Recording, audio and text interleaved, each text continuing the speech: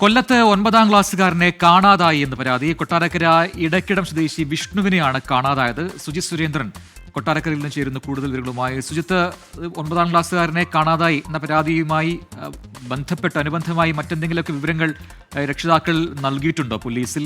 നമുക്ക് മനസ്സിലാക്കാൻ കഴിയുന്ന കാര്യങ്ങൾ എന്താണ്? ഇപ്പോൾ കാണുന്ന ദൃശ്യം അത് ഒരു CCTV-യിൽ പതിഞ്ഞതാണെന്ന് മനസ്സിലാവുന്നു. അത് ഈ വീടിനടുത്തുള്ള ദൃശ്യമാണോ?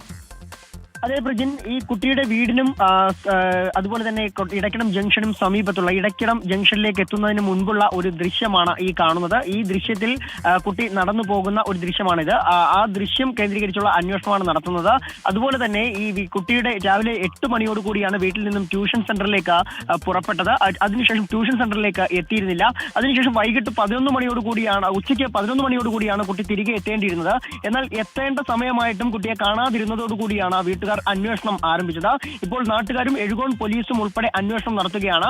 CCTV ഉൾപ്പെടെ പ്രദേശത്തെ CCTV-കൾ കേന്ദ്രീകരിച്ച് അടക്കം അന്വേഷണം നടത്തുകയാണ്. കുട്ടി രാവിലെ സാധാരണഗതിയിൽ ഒരു പ്രൈവറ്റ് ബസ്സിലാണ് ഈ ട്യൂഷൻ സെന്ററിലേക്ക് പോകേണ്ടിയിരുന്നത്. എന്നാൽ ഇവൻ നടന്നു പോകുന്ന ദൃശ്യമാണ് കാണാൻ സാധിച്ചിട്ടുള്ളത്. ഇടയ്ക്ക് എപ്പോഴോ മഴ പെയ്യുമ്പോൾ റെയിൻകോട്ട് ധരിച്ചുകൊണ്ട് പോകുന്ന ദൃശ്യങ്ങളുണ്ട്. സമീപത്ത് ഒരു കനാലുണ്ട്. ആ കനാൽ ഉൾപ്പെടെ കേന്ദ്രീകരിച്ചുകൊണ്ട് പോലീസ് അന്വേഷണം ഊർജിതമാക്കിയിരിക്കുകയാണ്. ശരി, സുജിത് സുരേന്ദ്രനാണ് കൊട്ടാരക്കരയിൽ വിശദാംശങ്ങൾ നൽകിയത്.